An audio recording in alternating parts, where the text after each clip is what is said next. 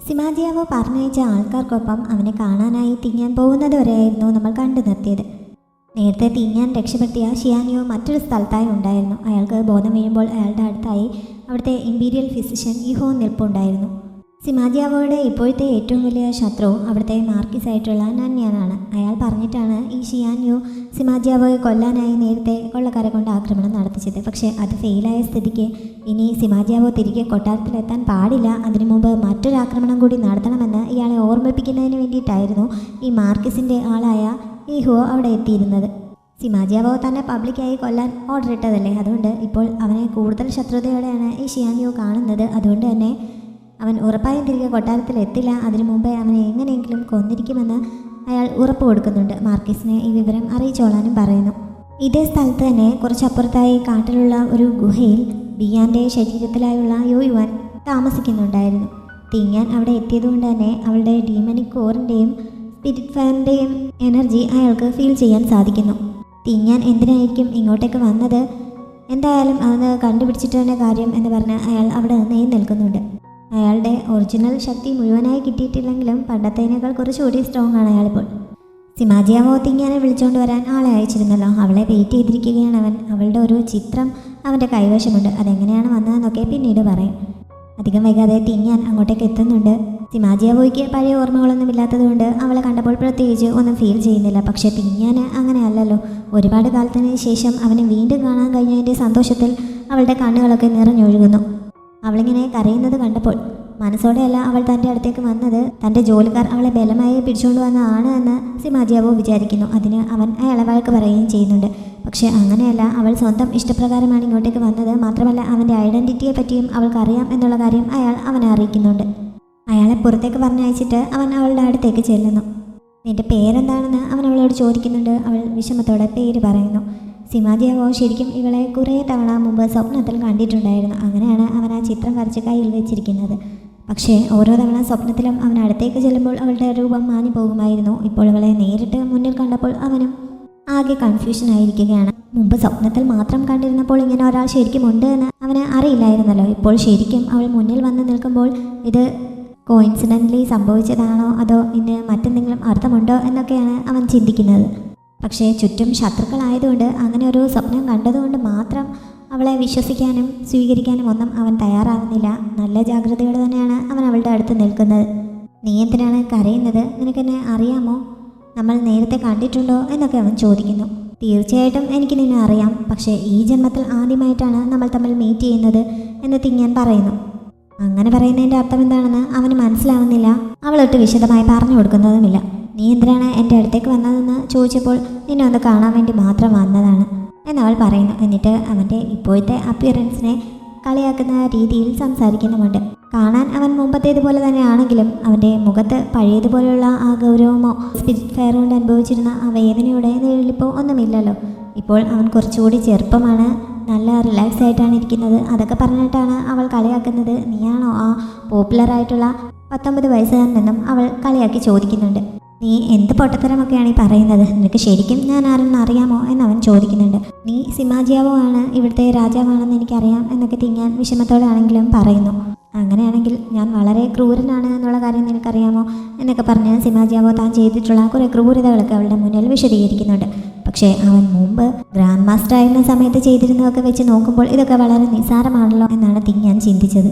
അങ്ങനെ അവൾ അറിയാതെ പുഞ്ചിരിച്ചു പോകുന്നുണ്ട്. നീ എന്തിനാണ് ചിരിക്കുന്നതെന്ന് അവൻ ചോദിച്ചപ്പോൾ നീ എത്ര ക്യൂട്ടായിരിക്കുന്നുവെന്നോർത്ത് ചിരിച്ചു പോയതാണ് എന്ന് പറഞ്ഞ് അവൾ അവൻ്റെ അടുത്തേക്ക് ചെന്നിട്ട് അവനെ ചേർത്ത് പിടിക്കുന്നു. അവൻ മാറിപ്പോകാതിരിക്കാൻ വേണ്ടി അവൾ അവനെ മാജിക് ഉപയോഗിച്ച് ബോധം കെടുത്തുന്നുണ്ട്. അങ്ങനെ അവൻ അവളുടെ തോളിലേക്ക് വീഴുന്നു. അവനെ വീണ്ടും കാണാൻ കഴിഞ്ഞതിൻ്റെ ആശ്വാസത്തിലും സന്തോഷത്തിലുമൊക്കെയാണ് തിങ്ങാൻ. അവൻ ഉറങ്ങിക്കിടന്നിരുന്ന സമയത്ത് അവൾ അവൻ്റെ ഹെൽത്തൊക്കെ ചെക്ക് ചെയ്യുന്നു. അവന് മറ്റു കുഴപ്പങ്ങളൊന്നുമില്ല. ഈ ലൈഫ് കഴിഞ്ഞ ലൈഫിനേക്കാൾ സമാധാനപൂർണ്ണമായിട്ടാണ് അവൻ മുന്നോട്ട് കൊണ്ടുപോകുന്നത് എന്നൊക്കെ അവൾക്ക് മനസ്സിലാവുന്നു. അവൻ്റെ നെഞ്ചിലേക്ക് തന്നെ ചാഞ്ഞു കിടന്ന് അവൾ ഉറങ്ങുന്നുമുണ്ട്. അടുത്ത ദിവസം രാവിലെ അവൾ റെഡി ആയിക്കൊണ്ടിരിക്കുന്ന സമയത്താണ് സിമാജിയാവോയുടെ അസിസ്റ്റൻറ്റ് അങ്ങോട്ടേക്ക് വന്നിട്ട് ഷിയാനിയോനെ രക്ഷപ്പെടുത്തിയത് തിങ്ങാനാണ് എന്ന് അവനെ അറിയിച്ചത്. തലേ ദിവസം രാത്രി പ്രത്യേകിച്ച് കാരണമൊന്നുമില്ലാതെ പെട്ടെന്ന് ഉറങ്ങിപ്പോവുകയായിരുന്നല്ലോ. അതെങ്ങനെ സംഭവിച്ചു എന്ന് സിമാജിയാവോയ്ക്ക് ഇപ്പോഴും ഒരു ഐഡിയ ഇല്ല. അതും അവളുടെ എന്തെങ്കിലും ട്രിക്ക് ആയിരിക്കണം എന്ന് അവന് ഫീൽ ചെയ്യുന്നു. അവളൊരു സാധാരണ മനുഷ്യനല്ല, ഒരു ഇമ്മോർട്ടലാണ് എന്ന് അവൻ ഇതിനകം മനസ്സിലാക്കി കഴിഞ്ഞിരുന്നു. അതുകൊണ്ട് അവളെ പിടികൂടി ചോദ്യം ചെയ്യുന്നതിനെ പറ്റി അസിസ്റ്റൻറ്റ് പറഞ്ഞെങ്കിലും അതുകൊണ്ട് പ്രത്യേകിച്ച് പ്രയോജനമൊന്നും ഉണ്ടാകാൻ പോകുന്നില്ല. അവളോട് എതിർത്ത് നിൽക്കാനുള്ള ശക്തി ഇപ്പോൾ നമുക്കില്ല. അതുകൊണ്ട് തൽക്കാലം അവളെ കൂടെ നിർത്തി അവളുടെ ശരിക്കുള്ള ഉദ്ദേശം എന്താണെന്ന് അറിയുന്നതാണ് നല്ലത്. അവളെ കൂടി തിരികെ കൊട്ടാരത്തിലേക്ക് കൊണ്ടുപോകാനുള്ള ഏർപ്പാടുകൾ ചെയ്യാൻ അവൻ അയാൾക്ക് ഓർഡർ നൽകുന്നു. അങ്ങനെ അയാൾ അവിടെ നിന്ന് പോകുന്നുണ്ട്. അപ്പോഴേക്കും അവർക്ക് കഴിക്കാനുള്ള ഫുഡൊക്കെ അവിടെ കൊണ്ട് വെച്ചിരുന്നു. തിങ്ങാൻ എഴുന്നേറ്റ് അതിൻ്റെ അടുത്തേക്ക് വന്ന് അതിൽ നിന്നെടുത്ത് കഴിക്കാനായി തുടങ്ങുന്നുണ്ടെങ്കിലും അവിടെ നിൽപ്പുണ്ടായിരുന്ന സെർവൻറ്റ് അവൻ വന്നിട്ടേ കഴിക്കാവൂ എന്ന് സൂചന നൽകുന്നു. അങ്ങനെ അവൾ വെയിറ്റ് ചെയ്യുന്നു. അവൻ അപ്പോഴേക്കും അങ്ങോട്ടേക്ക് എത്തുന്നുണ്ട്. അവൻ വന്ന് ആദ്യം ഇരുന്നതിന് ശേഷമാണ് അവളും കൂടെ ഇരുന്നത്. ഒരുപാട് കാലത്തിന് ശേഷമാണല്ലോ തിങ്ങാൻ മനുഷ്യരുടെ ഇടയിലെ ഫുഡ് ടേസ്റ്റ് ചെയ്യുന്നത്. അതുകൊണ്ട് തന്നെ ടേസ്റ്റ് ചെയ്തപ്പോൾ അവൾക്ക് പെട്ടെന്ന് വല്ലാത്ത രുചി ഫീൽ ചെയ്യുന്നു. എന്ന് മുതലാണ് മനുഷ്യരുടെ ലോകത്തെ ഫുഡിനൊക്കെ ഇത്ര ടേസ്റ്റായി തുടങ്ങിയെന്ന് അവൾ അറിയാതെ പറഞ്ഞു പോകുന്നുണ്ട്.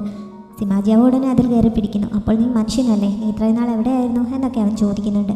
എന്നെ നീ ഒരു ഫെയറിയായിട്ട് കരുതിക്കൊള്ളാൻ അവൾ പറഞ്ഞപ്പോൾ, ഇങ്ങനെ നീ പറഞ്ഞതുകൊണ്ട് മാത്രം നിനക്ക് എൻ്റെ വിശ്വാസം പിടിച്ചു പറ്റാൻ പറ്റുമെന്നാണോ നീ വിചാരിക്കുന്നത് എന്ന് അവൻ ചോദിക്കുന്നു. നിൻ്റെ ഇപ്പോഴത്തെ കണ്ടീഷനിൽ നീ ആരെയും വിശ്വസിക്കാത്തതിൽ എനിക്ക് അത്ഭുതമൊന്നുമില്ല. ഞാൻ എന്ത് ചെയ്താൽ നിനക്ക് എന്നെ വിശ്വാസമാവും എന്ന് ചോദിച്ചുകൊണ്ട് തിങ്ങാൻ എഴുന്നേറ്റ് അവൻ്റെ അടുത്തേക്ക് ചെന്ന് അവൻ്റെ കവിളിൽ ചെറുതായിട്ടൊന്ന് കിസ് ചെയ്യുന്നുണ്ട്. സിമാജിയാവ് പെട്ടെന്ന് ചാടി എഴുന്നേറ്റ് അവളോട് ദേഷ്യപ്പെടുന്നു. തിങ്ങാൻ പക്ഷേ പുഞ്ചിരിച്ചുകൊണ്ട്, നിൻ്റെ ഇപ്പോഴത്തെ സ്വഭാവം വെച്ചിട്ട് നീ എന്നെ വിശ്വസിക്കില്ല എന്ന് എനിക്കറിയാം. നിൻ്റെ കയ്യിലാണെങ്കിൽ ഇപ്പോൾ ട്രൂത്ത് സ്പെല്ലുമില്ലല്ലോ. അതുകൊണ്ട് പതുക്കെ നിൻ്റെ വിശ്വാസം പിടിച്ചു പറ്റുകയല്ലാതെ എൻ്റെ മുന്നിൽ വേറെ വഴിയില്ല എന്ന് പറയുന്നുണ്ട്. അതോടെ സിമാജിയാവോയും ഒരു നമ്പർ ഇറക്കുന്നു. അങ്ങനെയാണെങ്കിൽ ഇപ്പോൾ മുതൽ നീ എൻ്റെ ഭാര്യയായി ഇരുന്നോളാൻ അവൻ പറയുന്നുണ്ട്.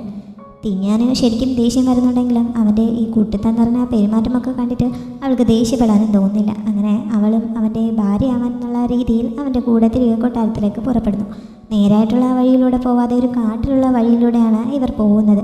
തിങ്ങാനാണെങ്കിൽ അതിനുള്ളിൽ കയറിയപ്പോൾ മുതൽ ഭയങ്കര ചൂട് അനുഭവപ്പെടുകയാണ്. അവളുടെ ഉള്ളിൽ ഇപ്പോൾ സ്പിരിറ്റ് ഫയർ ഉള്ളതുകൊണ്ട് അവളുടെ ശരീരം പെട്ടെന്ന് ഹീറ്റ് ആവുമല്ലോ, അതാണ് പ്രശ്നം. അവന് അതിനെപ്പറ്റി അറിയില്ലല്ലോ. അതുകൊണ്ട് തന്നെ വേനൽക്കാലം അധികമായിട്ടില്ല, പിന്നെന്താണ് നിനക്ക് ഇത്ര ചൂട് അനുഭവപ്പെടുന്നതെന്ന് അവൻ ചോദിക്കുന്നുണ്ട്. ഇത് ഒരാൾ ചെയ്ത ദ്രോഹത്തിൻ്റെ ഫലമാണ് എന്നൊക്കെ പറഞ്ഞ് തിങ്ങാൻ അവനെ തന്നെ കളിയാക്കുന്ന രീതിയിൽ സംസാരിക്കുന്നു. പക്ഷേ അവൾ തന്നെക്കുറിച്ചാണ് സംസാരിക്കുന്നതെന്ന് അവന് മനസ്സിലാവുന്നില്ലല്ലോ. അതുകൊണ്ട് തന്നെ നീ പറയുന്ന ആൾ എത്രത്തോളം സ്ട്രോങ് ആണ്, എന്നേക്കാൾ കൂടുതൽ ശക്തനാണോ എന്നൊക്കെ അവൻ ചോദിക്കുന്നുണ്ട്. രണ്ടുപേരും തുല്യരാണ് എന്നാണ് എനിക്ക് തോന്നുന്നതെന്ന് തിങ്ങാൻ ചിരി അടക്കിക്കൊണ്ട് പറയുന്നു. ഇങ്ങനെ ഓരോന്ന് സംസാരിച്ചിരിക്കുന്ന കൂട്ടത്തിൽ പെട്ടെന്നാണ് സിമാജിയാവോയ്ക്ക് തലവേദന അനുഭവപ്പെടാൻ തുടങ്ങിയത്. ഇടയ്ക്കിടയ്ക്ക് അവൻ ഇങ്ങനെ ഒരു പ്രശ്നം ഉണ്ടാവാറുണ്ട്. എന്താണ് അവൻ്റെ കുഴപ്പമെന്ന് അറിയാൻ തിങ്ങാൻ അവനെ ചെക്ക് ചെയ്യുന്നു. കൊട്ടാരത്തിലെ വിദഗ്ധരായ ഡോക്ടർമാർക്ക് പോലും ഇതുവരെ ഇത് ചികിത്സിച്ച് ഭേദമാക്കാൻ പറ്റിയിട്ടില്ല. അപ്പോൾ പിന്നെ നിനക്ക് എന്ത് ചെയ്യാനാണെന്ന് പറഞ്ഞാൽ അവൻ ആദ്യം എതിർക്കുന്നുണ്ടെങ്കിലും എൻ്റെ മാസ്റ്റർ ഒരു ഹീലറാണ്, അതുകൊണ്ട് എനിക്ക് ചിലപ്പോൾ ഇതിന് ട്രീറ്റ് ചെയ്യാൻ പറ്റിയേക്കും എന്ന് പറഞ്ഞ് നിർബന്ധിച്ച് അവൾ അവനെ ചെക്ക് ചെയ്യുകയാണ്. അവൻ്റെ സോൾ രക്ഷപ്പെട്ട് ഈ ശരീരത്തിലെത്തിയെങ്കിലും ഇതുവരെ അത് പൂർണ്ണമായും റിക്കവർ ആയിട്ടില്ല. അതുകൊണ്ടാണ് ഇങ്ങനെ ഇടയ്ക്കിടയ്ക്ക് അവൻ ഈ തലവേദന അനുഭവിക്കേണ്ടി വരുന്നത് എന്ന് അവൾക്ക് മനസ്സിലാവുന്നു. എന്തായാലും വേദന കുറയ്ക്കുന്നതിന് വേണ്ടി അവൾ എന്തോ പ്രത്യേക രീതിയിൽ മസാജ് ചെയ്തുകൊണ്ടിരിക്കുകയാണ്. അവൻ്റെ വേദന കുറയ്ക്കാൻ സഹായിച്ചേക്കാം എന്ന പ്രതീക്ഷയിൽ അവളൊരു മരുന്നും മാജിക്ക് ഉപയോഗിച്ച് വരുത്തുന്നുണ്ട്. പക്ഷേ അവൾ തന്നെ വിഷം തന്ന് കൊല്ലാൻ ശ്രമിക്കുകയാണെന്ന് കരുതി സിമാജിയാവോ കത്തിയെടുക്കുന്നു. അതവന് ഉപയോഗിക്കാൻ പറ്റുന്നതിന് മുമ്പ് തന്നെ തിങ്ങാൻ അവനെ ബോധം കെടുത്തുന്നുണ്ട്. കുറേ ദൂരം അവർ മുന്നോട്ട് പോയി കഴിഞ്ഞപ്പോൾ അവർക്ക് നേരെ കൊള്ളക്കാരുടെ ആക്രമണം ഉണ്ടാവുന്നു. സിമാജിയാവോ ഇത് പ്രതീക്ഷിച്ചിരുന്നത് പോലെയായിരുന്നു. ആക്രമണത്തിൻ്റെ സൂചന കിട്ടിയതോടെ അവൻ ഉണരുന്നുണ്ട്. പ്രതീക്ഷിച്ചിരുന്ന ആൾക്കാർ എത്തിക്കഴിഞ്ഞുവെന്ന് പറഞ്ഞ് അവൻ ആയുധവുമായി പുറത്തേക്ക് ചാടുന്നു. അപ്പോഴാണ് ഈ അക്രമികളെ മുന്നിൽ കൊണ്ടുവരുന്നതിന് വേണ്ടിയിട്ടാണ് അവൻ ഇങ്ങനെ ഒരു വഴി തിരഞ്ഞെടുത്തതെന്ന് തിങ്ങാനും മനസ്സിലാവുന്നത്. മാജിക്കൊന്നും അറിയില്ലെങ്കിലും അവൻ്റെ മാർഷ്യൽ ആർട്സ് സ്കിൽ വളരെ മെച്ചപ്പെട്ടതായിരുന്നു. അതുകൊണ്ട് തന്നെ അവൻ നന്നായി ഫൈറ്റ് ചെയ്ത് നിൽക്കുന്നുണ്ട്. ഈ ഫൈറ്റ് നടക്കുന്ന സ്ഥലത്തിന് കുറച്ചപ്പുറത്തായി യോയുവാൻ എത്തുന്നുണ്ട്. അങ്ങനെ അവൻ സിമാജിയാവോയെ നേരിട്ട് കാണുന്നു. സിമാജിയാവോ ഇവിടെ പുനർജന്മം എടുത്തിരിക്കുകയാണ് എന്ന് യോയുവാൻ മനസ്സിലാവുന്നു. ഇപ്പോൾ അവന് സ്പിരിച്വൽ പവറൊന്നും ഇല്ലാത്തതുകൊണ്ട് എത്രയും പെട്ടെന്ന് അവനെ കൊല്ലുന്നതായിരിക്കും പിന്നീടൊരു ഭീഷണി ഉണ്ടാവാതിരിക്കാൻ നല്ലതെന്ന് കരുതി യോയുവാൻ അവനെ കൊല്ലാനായി തയ്യാറെടുത്തതാണ്. പക്ഷേ ഈ സമയത്താണ് സിമാജിയാവോയെ ഹെൽപ്പ് ചെയ്യുന്നതിന് വേണ്ടിയിട്ട് തിങ്ങാൻ ഒരു മാജിക് പ്രയോഗിച്ചത്. അവൻ്റെ മുന്നിൽ കുറേ പേർ അവനെ അറ്റാക്ക് ചെയ്യാനായിട്ട് നിൽക്കുകയായിരുന്നു. ഇവൾ അവൻ്റെ പാളിലേക്ക് ചെറിയൊരു എനർജി കടത്തി വിട്ടതോടെ അവരെല്ലാം കൂടി തെറിച്ച് ദൂരേക്ക് പോകുന്നു. അവൾ തന്നെ ഹെൽപ്പ് ചെയ്തതാണ് എന്ന് സിമാജിയാവോയ്ക്ക് മനസ്സിലാവുന്നുണ്ട്. ഇങ്ങനെ തിങ്ങാൻ അവളുടെ ശക്തി ഉപയോഗിച്ചത് കാരണം യോയുവാൻ അവളെ കാണുന്നു. അതുകൊണ്ട് തന്നെ തൽക്കാലം സിമാജിയാവോയെ ഉപദ്രവിക്കാതെ അയാൾ പിന്മാറുന്നു. തിങ്ങാൻ അവനെ അന്വേഷിച്ച് കണ്ടെത്തിയ സ്ഥിതിക്ക് ഇനി അവനെ നശിപ്പിക്കുന്നത് അത്ര എളുപ്പമായിരിക്കില്ല. അവളുടെ പ്രൊട്ടക്ഷൻ അവനുണ്ടായിരിക്കുമല്ലോ. അതുകൊണ്ട് ഇതൊരു ഭീഷണിയായി തന്നെ മാറുമല്ലോ എന്ന് അയാൾ ചിന്തിക്കുന്നുണ്ട്. തിങ്ങാൻ വീണ്ടും മാജിക്ക് ഉപയോഗിച്ച് സിമാജിയാവോയെ സപ്പോർട്ട് ചെയ്യാനായി ശ്രമിക്കുന്നുണ്ടെങ്കിലും പെട്ടെന്ന് അവൾക്ക് തിരിച്ചടി നേരിടേണ്ടി വരുന്നു. അതുകൊണ്ട് തന്നെ അവൾ പിന്മാറുന്നുണ്ട്. ഇതിനിടയിൽ ആരോ അവിടെ ഒരു പുക ബോംബിടുന്നു. അങ്ങനെ ചുറ്റും പുകയായ സമയത്ത് സിമാജിയാവോയെ കൊല്ലാനായി ഒരാൾ അവൻ്റെ നേർക്ക് പാഞ്ഞു വരുന്നുണ്ട്. പക്ഷെ തിങ്ങാൻ പെട്ടെന്ന് അവൻ്റെ മുന്നിലേക്ക് ചാടിയെത്തി അവനെ പിടിച്ച് മാറ്റിയിട്ട് അവൻ്റെ മുന്നിൽ കയറി നിൽക്കുന്നു. അങ്ങനെ അവളുടെ നെഞ്ചിലേക്കാണ് അത് തറച്ച് കയറിയത്. അവളിങ്ങനെ സ്വന്തം ജീവൻ പോലും അപകടപ്പെടുത്തി തന്നെ പ്രൊട്ടക്റ്റ് ചെയ്തത് സിമാജിയാവോയെ ശരിക്കും ഇംപ്രസ് ചെയ്യുന്നു. അയാളെ കൊല്ലരുത്, ജീവനോടെ തന്നെ പിടികൂടണമെന്ന് സിമാജിയാവോ കൂടെയുള്ളവർക്ക് ഓർഡർ നൽകുന്നുണ്ട്. തിങ്ങാനെ സംബന്ധിച്ച് ഈ ഭൂമിയിലെ ആയുധം ഉപയോഗിച്ചുള്ള മുറിവൊന്നും അത്ര വലിയ പ്രശ്നമായിരുന്നില്ല. അത് അപ്പോൾ തന്നെ ഭേദപ്പെടാൻ തുടങ്ങുന്നുണ്ട്. അവൾ അതുകൊണ്ട് അത്ര കാര്യമാക്കാതെ നിൽക്കുകയാണ്. പക്ഷേ സിമാജിയാവോയ്ക്ക് അതറിയില്ല. അതുകൊണ്ട് തന്നെ പെട്ടെന്ന് അവൻ ഇമ്പീരിയൽ ഫിസിഷ്യനെ വിളിക്കുന്നുണ്ട്. ഫിസിഷ്യൻ യുഹോ അവിടെ എത്തി അവളെ ചെക്ക് ചെയ്യുന്നു. അവളുടെ മുറിവ് ആഴത്തിലുള്ളതാണെങ്കിലും അവളുടെ നിൽപ്പ് കണ്ടിട്ട് വേദനയൊന്നും ഉള്ളതുപോലെ തോന്നുന്നില്ലല്ലോ. അവരത് പറഞ്ഞപ്പോൾ തിങ്ങാൻ പെട്ടെന്ന് വേദന അഭിനയിക്കാൻ തുടങ്ങുന്നു. അതോടെ സിമാജിയാവോയ്ക്കും ആകെ ഡൗട്ടാവുന്നു. അവൻ ശ്രദ്ധിച്ച് നോക്കിയപ്പോഴാണ് അവളുടെ ബ്ലീഡിങ് ഓൾറെഡി നിന്ന് കഴിഞ്ഞുവെന്ന് അവന് മനസ്സിലാവുന്നത്. അതിനെപ്പറ്റി അവൻ ചോദിക്കുന്നുണ്ട്. പക്ഷേ തനിക്ക് പറ്റിയത് അത്ര ആഴത്തിലുള്ള മുറിവല്ല, ചെറിയൊരു പോറൽ മാത്രമേ സംഭവിച്ചുള്ളൂ. അതുകൊണ്ടാണ് ബ്ലീഡിങ് ഇത്ര പെട്ടെന്ന് നിന്നത് എന്നൊക്കെയാണ് തിങ്ങാൻ പറഞ്ഞത്. അവൻ്റെ മുന്നിൽ കൂടുതൽ സമയം നിൽക്കാതെ ഫിസിഷ്യനൊപ്പം ആ മുറിവ് ചെക്ക് ചെയ്യുന്നതിനായി അവൾ അവിടെ നിന്ന് പോകുന്നുണ്ട്. എന്തായാലും അവളിങ്ങനെ സ്വന്തം ജീവൻ പോലും നോക്കാതെ തന്നെ പ്രൊട്ടക്റ്റ് ചെയ്ത സ്ഥിതിക്ക് അവളെ സംശയിക്കേണ്ട ആവശ്യമില്ല. അവൾ മാർക്കിസിൻ്റെ ആളായിരിക്കില്ല എന്നൊക്കെ സിമാജിയാവോയ്ക്ക് ഇപ്പോൾ ബോധ്യമാവുന്നു. യോയോൻ ബിയാൻ്റെ ശരീരത്തിലാണല്ലോ ഇപ്പോൾ ഉള്ളത്. അവളുടെ ശരീരത്തിന് അത്രയ്ക്ക് ശക്തിയൊന്നുമില്ല. അതുകൊണ്ട് അയാൾ ചെറിയ രീതിയിൽ സ്പിരിച്വൽ പവർ ഉപയോഗിച്ചപ്പോൾ തന്നെ അവളുടെ ശരീരം ചുക്കിച്ചൂളിയാൻ തുടങ്ങുന്നു. മറ്റൊരവസരത്തിൽ സിമാജിയാവോയോടും തിങ്ങാനോടും പ്രതികാരം ചോദിക്കാമെന്ന് തീരുമാനിച്ചിട്ട് അയാൾ തൽക്കാലം അവിടെ നിന്ന് പോകുന്നു. ഡെഡ് ബോഡികൾ അടക്കം ചെയ്ത സ്ഥലത്തേക്കായിരുന്നു പോയത്. എന്നിട്ട് അവിടെ ചെന്ന് നെഗറ്റീവ് എനർജി വലിച്ചെടുത്ത് ആ ശരീരത്തെ റിക്കവറാക്കാൻ തുടങ്ങുന്നു. ഈ ഇഹോ ശരിക്കും മാർക്കിസിൻ്റെ ആളാണ്. അതുകൊണ്ട് തന്നെ അവൾ വിവരം ഉടനെ തന്നെ മാർക്കിസിൻ്റെ അടുത്ത് നിന്ന് അറിയിക്കുന്നു. ഷിയാനിയു ആണല്ലോ രണ്ടാമത് കൊള്ളക്കാരെ അറേഞ്ച് ചെയ്ത് സിമാജിയാവോയെ അറ്റാക്ക് ചെയ്തത്. പക്ഷേ ആ ശ്രമവും ഇപ്പോൾ പരാജയപ്പെട്ടിരിക്കുകയാണ്. ഷിയാനിയുവിനെ അധികം വൈകാതെ സിമാജിയാവോ പിടികൂടാൻ സാധ്യതയുണ്ട്. അതുകൊണ്ട് ഇനി അയാളെ വെച്ചുകൊണ്ടിരിക്കേണ്ട, എത്രയും പെട്ടെന്ന് കൊന്നുകളയാൻ മാർക്കിസ് ഇഹോയ്ക്ക് ഓർഡർ നൽകുന്നുണ്ട്. ഇവർ തമ്മിൽ സംസാരിക്കുന്നത് സിമാജിയാവോയുടെ പ്രതികാരം ചെയ്യാനുള്ള വഴി അന്വേഷിച്ച് നടക്കുകയായിരുന്ന യോയുവാൻ കേൾക്കാൻ ഇടയാവുന്നു. അങ്ങനെ മാർക്കിസ് തനിച്ചായ സമയത്ത് യോയുവാൻ അയാളുടെ മുന്നിലെത്തുന്നു. പെട്ടെന്ന് ഒരാൾ മുന്നിൽ പ്രത്യക്ഷപ്പെട്ടപ്പോൾ അത് മനുഷ്യനല്ല എന്ന് മാർക്കിസിന് മനസ്സിലാവുന്നു. അയാൾ ശരിക്കും പേടിക്കുന്നുണ്ട്. അവിടെ ഉണ്ടായിരുന്ന തൻ്റെ വാളെടുത്ത് അയാൾ യോയുവാൻ്റെ നേരെ ചൂണ്ടി ആരാണെന്ന് പറയാനൊക്കെ ആവശ്യപ്പെടുന്നുണ്ട്. ഞാൻ നിന്നെ സഹായിക്കാനായിട്ട് വന്നതാണ്. സിമാജിയാവോയെ കൊല്ലണമെന്നാണല്ലോ നിൻ്റെ ആഗ്രഹം. അതിന് വേണ്ടിയിട്ടുള്ള ഒരു പ്ലാൻ ഷെയർ ചെയ്യാനാണ് ഞാൻ വന്നത് എന്ന് യോയുവാൻ പറയുന്നു. എന്നിട്ടും മാർക്കിസ് ആയുധം താഴെയിടാൻ തയ്യാറാവാത്തതുകൊണ്ട് യോയുവാൻ ചെറുതായിട്ട് മാജിക് പ്രയോഗിച്ച് അയാളുടെ കഴുത്ത് ഞെരിക്കുന്നുണ്ട്. തന്നെ വെറുതെ വിട്ടാൽ സംസാരിക്കാൻ തയ്യാറാണ് എന്ന് അയാൾ പറഞ്ഞപ്പോൾ യോയുവാൻ അയാളെ വെറുതെ വിടുന്നു. അതിനുശേഷം അയാളുമായി ഒരു ഡീലുണ്ടാക്കാൻ ശ്രമിക്കുന്നു. സിമാജിയാവോയെ കൊല്ലണമെന്ന് അയാൾക്കും ആഗ്രഹമുണ്ട്. പക്ഷേ ഇപ്പോൾ സിമാജിയാവോയുടെ കമ്മിങ് ഓഫ് ഏജ് സെറമണി ആവാറായിരിക്കുകയാണ്. ആ സമയത്ത് അവന് എന്തെങ്കിലും സംഭവിച്ചു കഴിഞ്ഞാൽ എല്ലാവരും തന്നെ കുറ്റപ്പെടുത്തും. താൻ അധികാരത്തിലെത്തിയാലും ആരും അത് അംഗീകരിക്കാൻ തയ്യാറാവില്ല എന്നൊക്കെ അയാൾ പറയുന്നു. മാത്രമല്ല സിമാജിയാവോയുടെ അടുത്തേക്ക് നേരിട്ട് പോവാതെ ഇങ്ങനെ തൻ്റെ അടുത്തേക്ക് വന്നത് എന്തിനാണെന്നും അയാൾ ചോദിക്കുന്നുണ്ട്. ഈ സിമാജിയാവോയുടെ കമ്മിങ് ഓഫ് ഏജ് സെറമണി നടക്കുന്ന സമയത്ത് അവന് അധികാരം നൽകുന്നതിൻ്റെ ഭാഗമായിട്ട് ഒരു താക്കോൽ നൽകും. ആ താക്കോലാണ് ശരിക്കും യോയുവാന് ആവശ്യം. അതുപയോഗിച്ച് മാത്രമേ അയാൾക്ക് അവിടെ തടവിലായിരിക്കുന്ന ഡീമണിക് ആർമിയെ സ്വതന്ത്രമാക്കാൻ സാധിക്കുകയുള്ളൂ. അതിനു വേണ്ടിയിട്ടാണ് അയാൾ വെയിറ്റ് ചെയ്യുന്നത്. പക്ഷേ അക്കാര്യങ്ങളൊന്നും ഈ മാർക്കിസിനോട് പറയാൻ പറ്റില്ലല്ലോ. അതുകൊണ്ട് സിമാജിയാവോയ്ക്കും അയാൾക്കും മാത്രമാണ് ശരിക്കുള്ള ഡ്രാഗൺ ഓറ ഉള്ളത്. അങ്ങനെയുള്ളവർക്ക് മാത്രമേ രാജാവാൻ സാധിക്കുകയുള്ളൂ. അതുകൊണ്ടാണ് സിമാജിയാവോയെ കൊന്നിട്ട് അയാളെ ഹെൽപ്പ് ചെയ്യാനായി ശ്രമിക്കുന്നത്. തനിക്ക് ആ താക്കോൽ മാത്രമാണ് ആവശ്യം എന്നൊക്കെ യോയുവാൻ പറയുന്നു. ഇങ്ങനെ ഇപ്പോൾ സിമാജിയാവോയെ കൊല്ലാൻ താല്പര്യം ഇല്ല എന്ന് അയാൾ പറഞ്ഞതുകൊണ്ട് തന്നെ അയാളുടെ പ്ലാൻ പോലെ മുന്നോട്ട് പോകാൻ തയ്യാറാണ്. ആരും അയാളെ കുറ്റപ്പെടുത്താത്ത രീതിയിൽ എല്ലാവരും അംഗീകരിച്ച് തന്നെ അയാൾ അധികാരത്തിലെത്താൻ സഹായിക്കാമെന്നും യോയുവാൻ വാക്ക് കൊടുക്കുന്നുണ്ട്. സിമാജിയാവോ ഈ സമയം തിരികെ കൊട്ടാരത്തിലെത്തി തൻ്റെ വിശ്വസ്തനായ ഒരു മന്ത്രിയുമായി സംസാരിക്കുകയായിരുന്നു. അവൻ നേരത്തെ തന്നെ അയാളോട് ഷിയാൻയുവിനെ പറ്റി അന്വേഷിക്കാനും അതേപോലെ തിങ്ങാനെ പറ്റി അന്വേഷിക്കാനും ഒക്കെ പറഞ്ഞിരുന്നു. ഷിയാൻയു ഇപ്പോൾ സുരക്ഷിതമായി മറ്റൊരു സ്ഥലത്തെത്തിയിരിക്കുന്നു എന്നുള്ള വിവരം മന്ത്രി അറിയിക്കുന്നു. പിന്നെ തിങ്ങാനെക്കുറിച്ച് അന്വേഷിച്ചപ്പോൾ തിങ്ങാന് ഷിയാൻയുമായോ മാർക്കിസുമായോ ഇതിനു മുമ്പ് യാതൊരു കണക്ഷനും ഉണ്ടായിട്ടുള്ളതായി കണ്ടെത്താൻ സാധിച്ചിട്ടില്ല.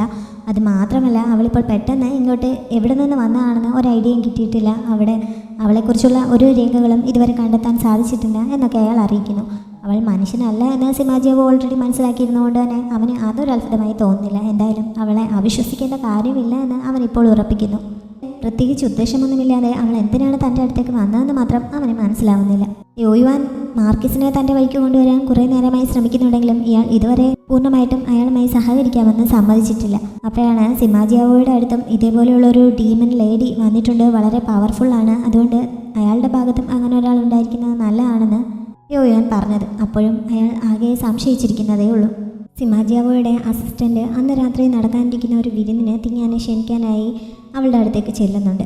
ആ സമയത്ത് അയാളോട് സംസാരിച്ച് സിമാജിയാവോയുടെ മെയിൻ ശത്രു ഷിയാൻയു അല്ല, അയാളുടെ മുകളിൽ മറ്റാരോ ഉണ്ടെന്ന് തിങ്ങാൻ മനസ്സിലാക്കുന്നു. പക്ഷേ ആ ആളിനെ പറ്റി കൂടുതലൊന്നും പറയാൻ അസിസ്റ്റൻ്റ് തയ്യാറാവുന്നില്ല. എന്തായാലും അയാളെ കണ്ടു കണ്ടെത്തി. സിമാജിയാവോയ്ക്ക് പകരമായി അയാളെ ഡീൽ ചെയ്യുകയാണെങ്കിൽ അവൻ്റെ വിശ്വാസം നേടിയെടുക്കാൻ പറ്റും എന്നൊക്കെ തിങ്ങാൻ അവിടെ നിന്ന് ചിന്തിക്കുന്നുണ്ട്. അസിസ്റ്റൻ്റ് അവളുടെ ഹെൽത്ത് ചെക്ക് ചെയ്യാനായി ആ ഫിസിഷ്യൻ ഇയെ കൂടി കൊണ്ടുവന്നിരുന്നു. അങ്ങനെ അയാൾ പോയ ശേഷം ഫിസിഷ്യൻ അവളുടെ ആ മുറിവ് പരിശോധിക്കുന്നു. ഒറ്റ ദിവസമേ ആയിട്ടുള്ളൂവെങ്കിലും മുറിവ് നന്നായി ഭേദപ്പെട്ടിരിക്കുന്നത് കണ്ട് ഫിസിഷ്യൻ അമ്പരക്കുന്നു. ആഴത്തിലുള്ള മുറിവൊന്നും ഉണ്ടായില്ല, ചെറിയൊരു പോറൽ മാത്രമേ ഉണ്ടായുള്ളൂ. സിമാജിയാവോ വെറുതെ അത്ര ഇഷ്യൂ ഉണ്ടാക്കിയതാണ് എന്ന് തിങ്ങാൻ പറയുന്നു. അവിടെ വേറെ 2 സെർവൻസ് കൂടി നിൽപ്പുണ്ടായിരുന്നു. സിമാജിയാവോ ഇങ്ങനെ അവളുടെ കാര്യത്തിൽ ഒത്തിരി കെയർ ചെയ്യുന്നത് അവളോട് നല്ല താല്പര്യമുള്ളതുകൊണ്ടാണെന്ന് അവർ രണ്ടുപേരും പറയുന്നു. കൂട്ടത്തിൽ അവൻ്റെ വേറെ ഭാര്യമാരെക്കാളിലും കൂടുതൽ താല്പര്യം അവൻ അവളോട് ഉണ്ട് എന്നും അവർ പറയുന്നുണ്ട്. അങ്ങനെയാണ് അവൻ്റെ മറ്റ് ഭാര്യമാരെക്കുറിച്ച് തിങ്ങാൻ അറിയുന്നത്. ഫിസിഷ്യൻ അവിടെ നിൽപ്പുണ്ടായിരുന്നതിനാൽ സെർവൻസിനെ അക്കാര്യമൊന്നും പറയരുതെന്ന് പറഞ്ഞ് വിലക്കുന്നുണ്ടെങ്കിലും ഫിസിഷ്യൻ ഈ പോയി കഴിഞ്ഞപ്പോൾ തിങ്ങാൻ സെർവൻസിനെ അടുത്ത് വിളിച്ച് സിമാജിയാവോയുടെ മറ്റു ഭാര്യമാരെക്കുറിച്ചൊക്കെ ചോദിച്ചറിയുന്നു. ബാക്കി എത്ര പേരുണ്ടെങ്കിലും അതൊന്നും കാര്യമാക്കേണ്ട കാര്യമില്ല. അവരെയെല്ലാം ഓരോരുത്തർ നിർബന്ധിച്ച് രാജാവിനെ കൊണ്ട് വിവാഹം കഴിപ്പിച്ചതാണ്. പക്ഷേ അവളെ സ്വന്തം ഇഷ്ടപ്രകാരം അവൻ കൂട്ടിക്കൊണ്ട് വന്നതാണല്ലോ, അതുകൊണ്ട് രണ്ടും തമ്മിൽ വ്യത്യാസമുണ്ട് എന്നൊക്കെ സെർവൻസ് പറയുന്നു. എന്തായാലും പ്രധാനപ്പെട്ട കൺസോർട്ടുമാരെക്കുറിച്ചൊക്കെ ഒരു ഐഡിയ തിങ്ങാൻ കിട്ടുന്നുണ്ട്. തിങ്ങാൻ്റെ മുറിവ് ഭേദമായ വിവരം സിമാജിയാവോയും അറിയുന്നുണ്ട്. ഇങ്ങനെ ഒരാളെ അവിടെ നിർത്തണമെന്ന് അസിസ്റ്റൻ്റ് സംശയിക്കുന്നു. കാരണം അവൾ എന്തായാലും ഒരു മനുഷ്യനല്ലല്ലോ, അപ്പോൾ പിന്നെ അത് തങ്ങൾക്ക് ഭീഷണിയായേക്കുമോ എന്നാണ് അയാളുടെ പേടി. പക്ഷേ അങ്ങനെ പേടിക്കേണ്ട കാര്യമില്ല. അവൾ തൻ്റെ ജീവൻ രക്ഷിച്ചതുകൊണ്ട് തന്നെ മാർക്കിസിൻ്റെ ആളല്ല, പിന്നെ അവളുടെ ഉദ്ദേശം എന്താണെന്ന് കണ്ടു തന്നെ അറിയാമെന്ന് പറഞ്ഞ് സിമാജിയാവോ അതിനെ എതിർക്കുന്നുണ്ട്. ഫിസിഷ്യൻ ഈ സമയം മാർക്കിസിൻ്റെ അടുത്തെത്തി തിങ്ങാൻ്റെ മുറിവ് ഇങ്ങനെ പെട്ടെന്ന് ഭേദമായതിനെക്കുറിച്ച് പറയുന്നു. അതുകൊണ്ട് തന്നെ അവളൊരു സാധാരണ മനുഷ്യനായിരിക്കില്ല എന്നും ഫിസിഷ്യൻ പറയുന്നുണ്ട്. അതോടെ യോയുവൻ പറഞ്ഞത് സത്യം തന്നെയാണ്, അവളൊരു ഡീമനിക് ലേഡി ആണ് എന്ന് മാർക്കിസിന് വിശ്വാസമാവുന്നു. ഫിസിഷ്യൻ പോയ ഉടൻ തന്നെ യോയുവൻ അയാളുടെ മുന്നിലെത്തുന്നുണ്ട്. ഈ മാർക്കിസിൻ്റെ മകളും സിമാജിയാവോയുടെ ഒരു കൺസോർട്ടാണ്. അതുകൊണ്ട് ഇങ്ങനെ ഒരു ഡീമണിക് ലേഡി അവൻ്റെ ഭാര്യയായി കഴിഞ്ഞാൽ തൻ്റെ മകളുടെ സേഫ്റ്റി എന്താവുമെന്നാണ് അയാൾ ആദ്യം ആശങ്കപ്പെട്ടത്. പക്ഷേ അതിനെപ്പറ്റിയൊക്കെ പിന്നീട് ആലോചിക്കാം. ഇപ്പോഴത്തെ പ്രധാന ലക്ഷ്യം തിങ്ങാനെ അവിടെ നിന്ന് ഓടിക്കുകയാണ്. അതിന് വേണ്ടത് ചെയ്യാൻ യോയുവൻ പറയുന്നു. അങ്ങനെയാണെങ്കിൽ ഇന്ന് രാത്രി നടക്കുന്ന വിരുന്ന് അതിന് പറ്റിയൊരു ചാൻസായി ഉപയോഗിക്കാവുന്നതാണ്. ഡീമനിക് ലേഡിയായ തിങ്ങാനെയും അതേപോലെ ഷിയാൻയുവിനെയും അവിടെ നിന്ന് ഒഴിവാക്കാൻ സഹായിച്ചാൽ അവളുടെ ലക്ഷ്യം സാധിക്കാൻ താൻ കൂടെ നിൽക്കാമെന്ന് മാർക്കിസ് ഉറപ്പ് നൽകുന്നു.